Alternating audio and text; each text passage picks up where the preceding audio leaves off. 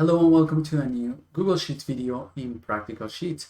Today we're going to review this new, relatively new functionality in Google Sheets called tables or structured tables.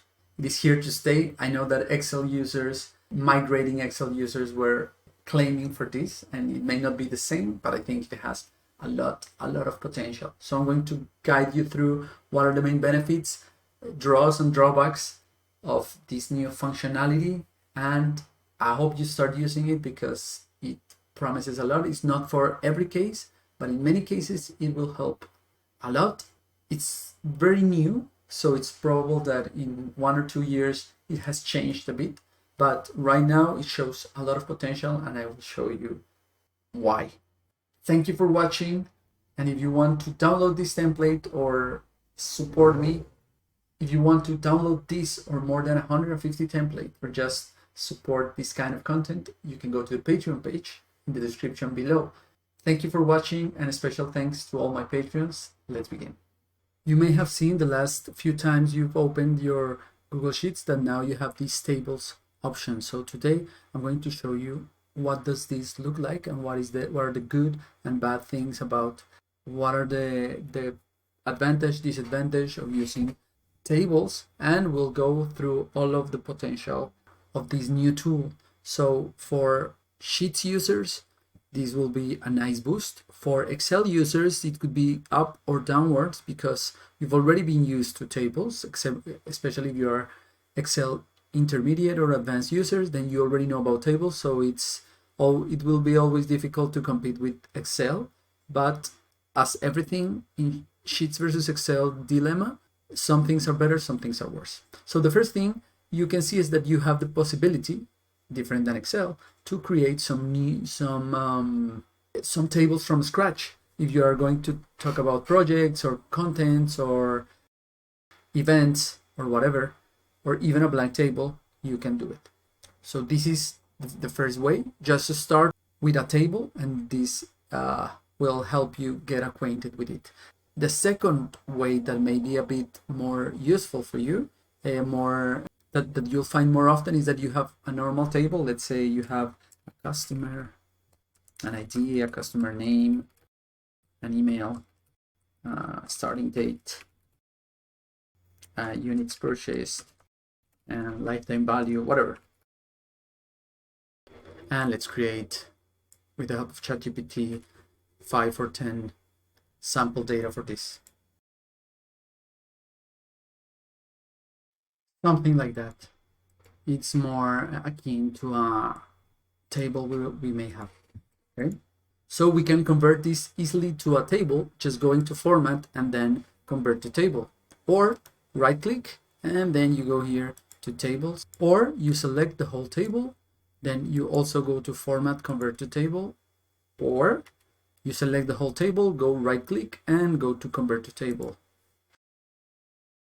Then the conversion is not perfect. You need to do some tweaking. So the first thing you'll notice differently is that you have like this new row that is like a phantom row that has no number, where you'll see the name of the table. Let's go back. Let's say you have this table here, and then you also do the conversion, convert to table. So in this sense, for me personally, I think this works better when you have one table per sheet. I think this is built this way. Here, like hidden beneath the cell, so it looks a bit weird. So you can have multiple tables per sheet, but my personal recommendation is that you have one sheet, one table per sheet, and that's it, like in a database. Okay, so let's go back again. We're going to select everything, or just stand in one, go to format, then convert to table. So the first thing you can change, or the first property of the table that you need to know, is the name of the table. It's very important, and it's a very good practice to always, from the beginning, name your table. So this seems like customers, so let's name it customers. Another thing that you need to take into account, I'm recording this in September 2024, more or less 1 month after it has been launched, and already there's been like 2 or 3 updates. So if you're seeing this in 2025, I'm sure there have been more and more updates.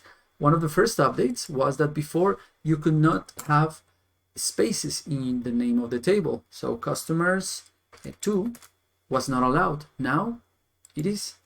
However, I do recommend that you don't have spaces, because it will make it easier when we go to advanced techniques with tables if everything is without spaces. This is the first thing. The second thing you can change about your table is the color. So here you can go to customize table colors and put the color that you want, or just one of the recommended. You could also adjust the table range, and if you don't like these stripes, then you can just go here and turn off the alternating colors. It depends on your choice. And you can go back to the unformatted table. So this will go back to how I had it before, or you can delete the data if you want. So we've already seen the first weird thing, that was this name of the table, that I think it's a lot nicer than how Excel presented, but I am biased, so don't believe in what I say. The second thing is the views part, but we'll leave this for the end or for a second video.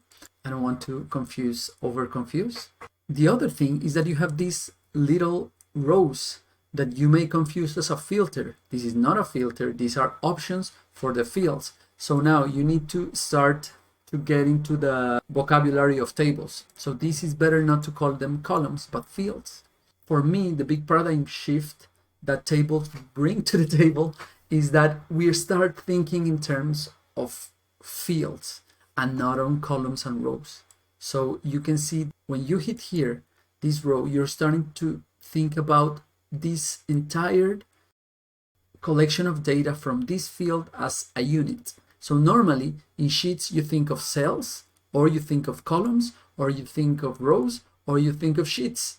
In this sense, we're starting to think in fields, or in table columns, or in table rows that normally are called records. So we shift more to a database expert mindset, where you think more in terms of fields that are the columns of the table, and in records that are the rows of the table. Okay, so once we go to the options, we have the first very nice thing, and I think it's one of the big draws of the table, of which there are many, is that you can give a format to the entire column. It's not necessary, but it will help a lot in many cases. The drawback of this is that there are not too many formats. So if you want to go to a specific thing, you cannot do it for the row. We're just still starting. There may be a future where we have a lot more formatting options for tables. So for now, for example, we have text, but we don't have a specific for mail. I'm sure we'll have it in the future. What we do have is the smartships, but I'll go there in a second. For dates, there are a couple of very nice options. So you can go here to edit column type, go to date, and say this is a date. However, here we have some problems with the rows, because here we have it first with the number. This is just an incompatibility that sometimes happens when you bring data from other sources. So we'll just change this. So the nice thing about this, of the starting date, is that if you add a new row or a new record, then this is already a date. And when you double click, we already have the properties of a date validation. So this starts removing the need of validation, because already just by hitting a type of field, we already have the validation. So we start to forget about the validations we had to do in the past. For example, validations is like validations, formats, and formula in just one big package that works really well. Lifetime value, for example, this would work well as a currency. So let's go to edit column type. In number, there is this currency. And when I start writing something, it will format it as a number. And if I write something in letters, it will mark it as invalid immediately. It's like native validation. Okay. The other cool thing, here we have the possibility of adding rows very easily. Again, this is a thing that was not in the initial functionality of tables, and have been some of the things that have been added. here, let's say, I don't know, country of origin. Say we operate in 4 countries.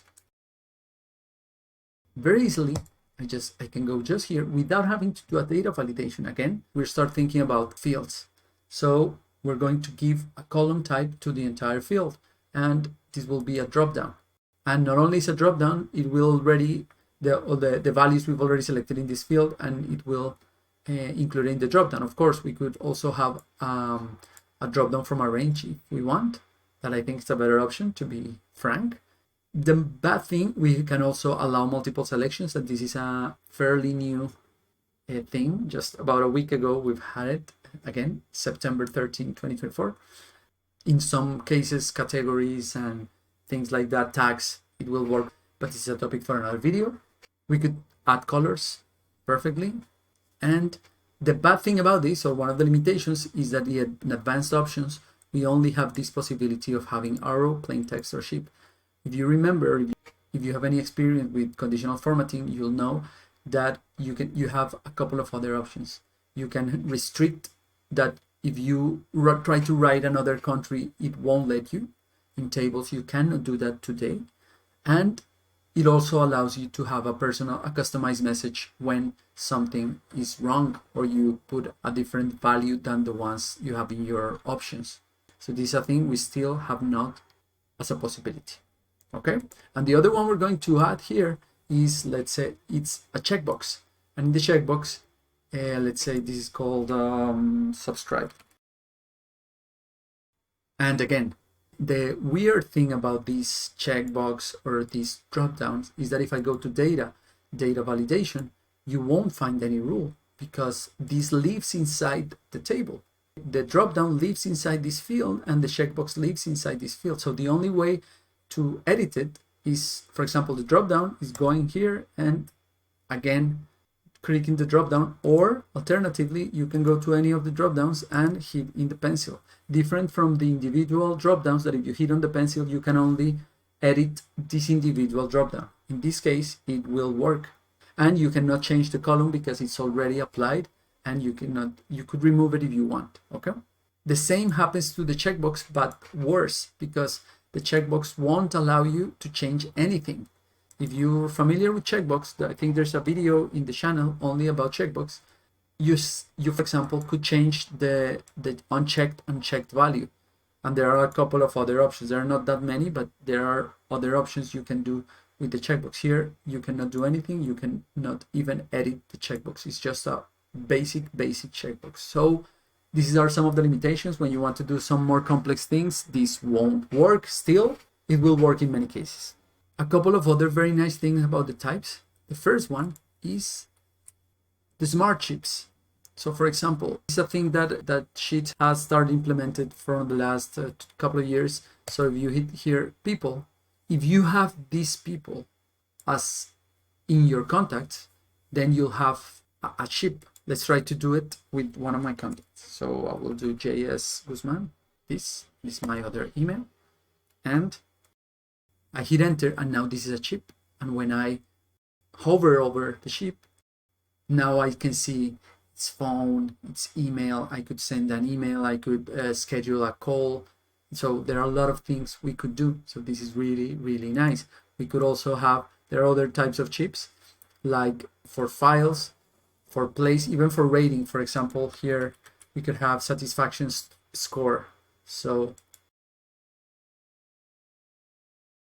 and we could have a rating, and it's very easily just a number between 0 and 5.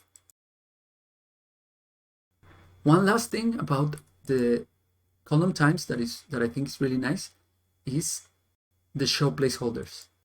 Here you can have, if you don't have values, instead of just showing an empty, you can show what is the supposed format. Here I haven't changed this to number. Let's change this to a normal number, and let's give it show placeholder so you can see that this is a number. The same for the dates. If I remove these dates, it appears empty, but if I click show placeholders, then I can see what is the format that we are trying with this. And the other nice thing is that, let's say I change the format, this format. So I go here, format, and let's change for a very weird format of date, for example, this, and hit apply.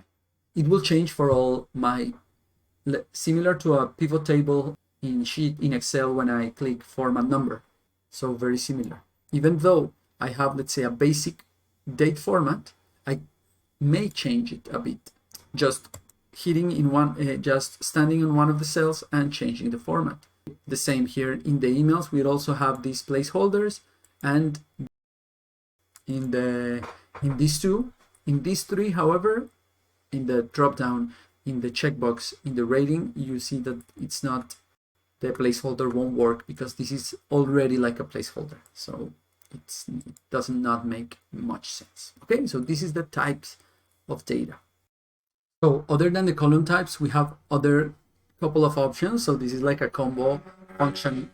This is like a combo functionality where we can also sort A to C, Z to A, or do a filter. So we don't need to add additional filters, and you can filter as you normally do in Sheets. This is again the topic for another video. The weird thing sometimes confuses me is that once you do the filter, this changes to a filter. So if you want to go back to the menu, you have to go here to column menu. So it's a bit weird. I would just, and then you have to, for removing the filter, it's also a bit difficult.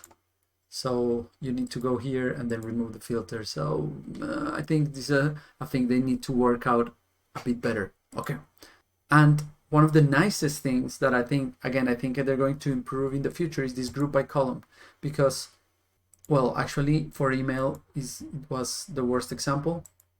It may work really well for, let's say, in the country. So I'm going to copy this country here and here, and then if you go group by column, it will group by this category.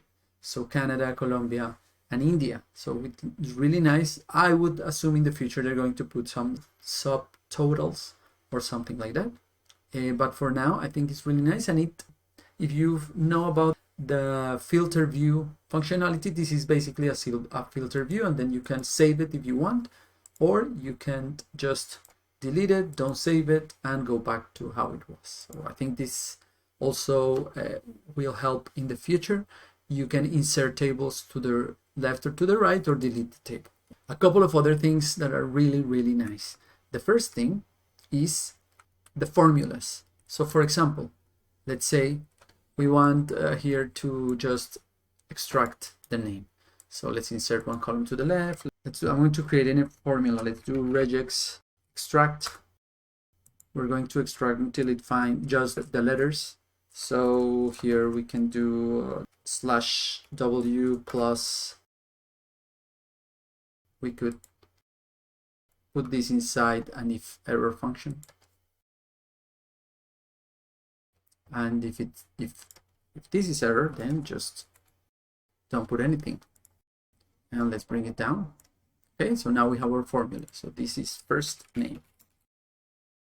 The nice thing about tables is that, let's say here is John Williams. This is a functionality or a feature I haven't mentioned, that the table is a living, it's a dynamic element, so that it senses when something is near. So if you write something in this row, it will sense that you want it to be part of the row. So if you write here Dave Grohl, you hit enter, it will include it immediately as part of the row. And as it is, first it will drag down the formulas automatically. This is awesome. Then, as I have told you during the video, it will also drag down all the formats. So this is really, really cool. One weird thing is that this is another of the functionalities they added in the recently, is that if you add row below with this one and you write Kurt Cobain, the formula does not go down. So it's really, really weird. I almost lost my head in doing a video because this is a bug. So apparently this is a nice thing, but don't use it for now. It is better just to write here Kurt Cobain. and the formulas will come without a program. And also in the column, if you start writing here a new column that is called average consumption, whatever, it also detects that it's going to be part of the table and it adds it. So these are some of the features of the table. One last thing before I go, that it may be again the topic for another video, is that once you start doing formulas, you may refer to the table differently. What do I mean by this? Let's say, for example, that I want to add the units purchased or just do an average. So we're going to add a new sheet. This will be called table and this will be called summary.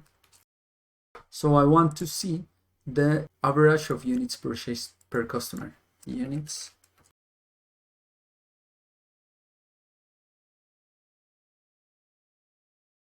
So we could do this very easily, average, and then go here to the table and select all of these and hit enter, and that's it.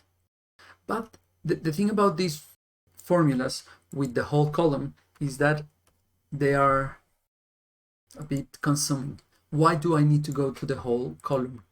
That in my case, it's 1,000 rows if my table is only 14 rows.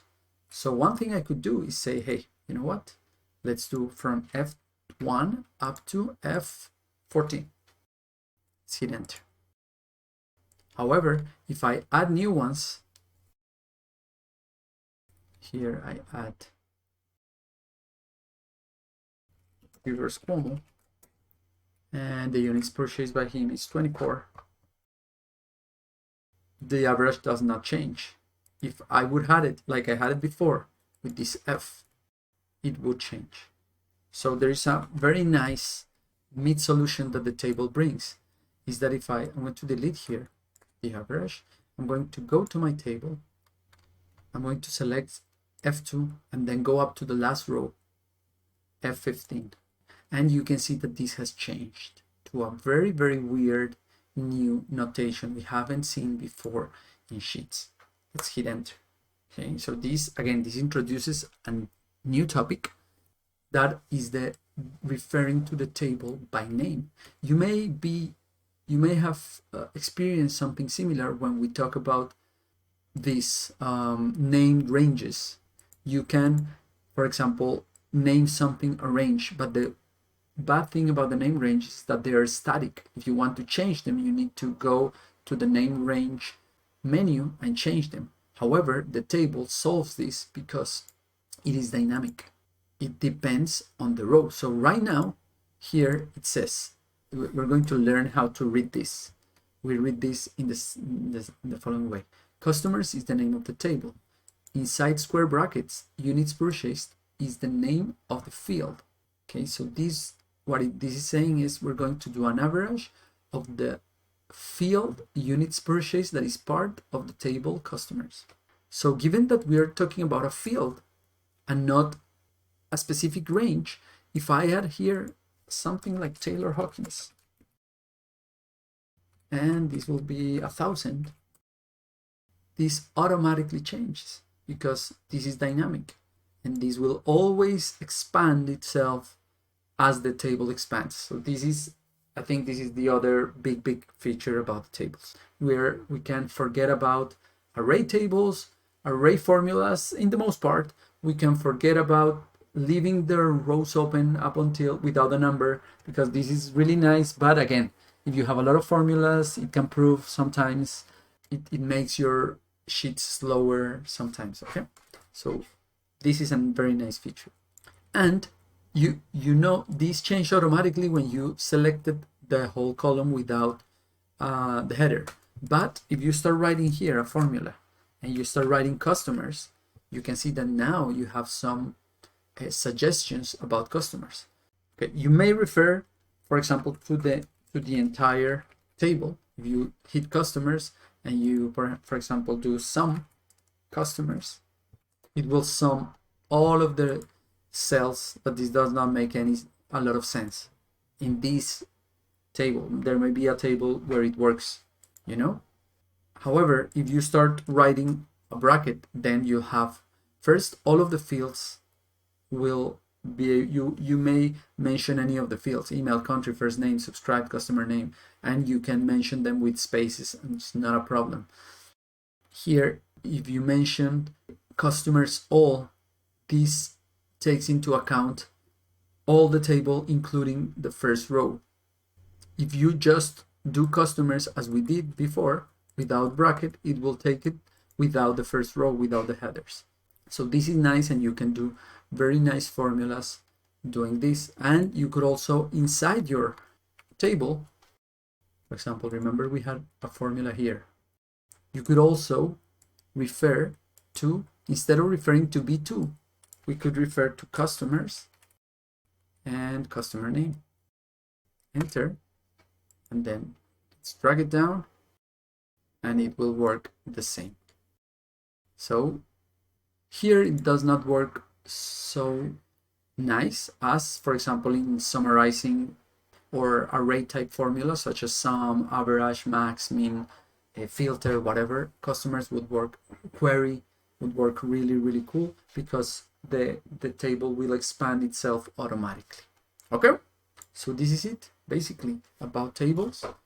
It has a couple of drawbacks, it has a lot of advantages, so I would suggest you to try it in many of your projects, because this will help you in many of them.